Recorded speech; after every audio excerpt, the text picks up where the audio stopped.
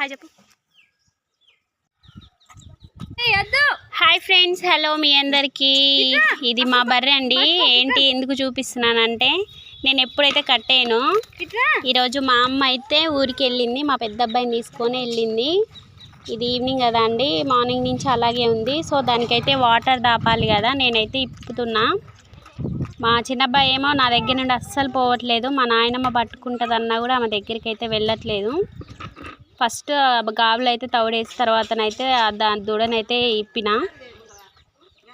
ఇంకా దాన్ని గట్టేయాలంటే అసలు దొరకదండి. అందుకనే నేను ఫస్ట్ అయితే గడ్డేద్దామని గడ్డి వైపు వెళ్తున్నా. అది గడ్డి వేస్తేనే ఇక కుడితి దాగి అక్కడ ఆగుతుంది, అప్పుడు మనల్ని కట్టేనిస్తుంది. లేకపోతే మాత్రం ఉరుకుడు దొరకని కూడా దొరకదు.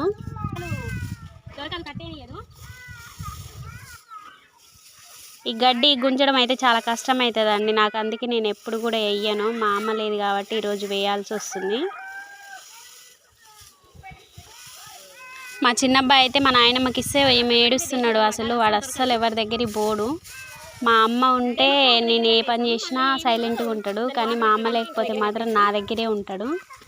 ఎవరి దగ్గరికి పోడు. అసలు ఫుల్గా ఏడుస్తున్నాడు వాడు. చూడండి, అది అప్పుడే రిటర్న్ వచ్చేసింది నేను లేట్ అయ్యేసరికి.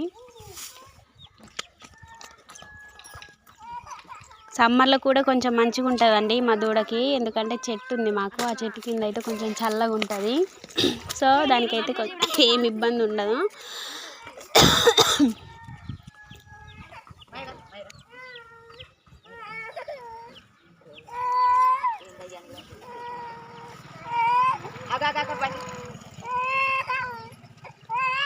ఇది ఇలా కట్టేయడం పల్లెటూర్లలో కామన్ అండి. పల్లెటూరులో వాళ్ళకైతే తెలుస్తుంది, సిటీలో ఉన్న వాళ్ళకైతే ఏంటి మా గోల అనుకుంటారు. అలా అనుకొని బ్యాడ్ కామెంట్స్ అయితే పెట్టకండి, ఎందుకంటే ఇదైతే మా పని. మన పని మనం అయితే చేసుకోవడంలో తప్పు లేదు కదా.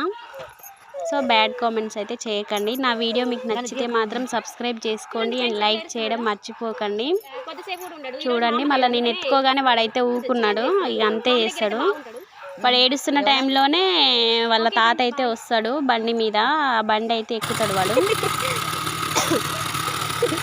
ఆయన ఒక రౌండ్ వేసినాక మళ్ళీ నా దగ్గరికి తీసుకొస్తాడు. ఎందుకంటే ఆయనకి పని ఉంటుంది కదండి, పొలం దగ్గరికి పోవాలని పారైతే బండికి పెట్టుకున్నాడు. ఏడుస్తున్నాడని నాకు ఇచ్చిపోవడానికి వచ్చిండు, కానీ నా దగ్గరికి అస్సలు రాడు. చూడండి, అసలు నేను తీసుకుందామన్నా కూడా నా దగ్గరికి రాడు వాడు. బైక్స్ అంటే వాడికి చాలా ఇష్టం, ఎందుకంటే వాళ్ళ డాడీను మా నాన్న కూడా బైక్ మీద. ప్లీజ్ సబ్స్క్రైబ్ చేయండి.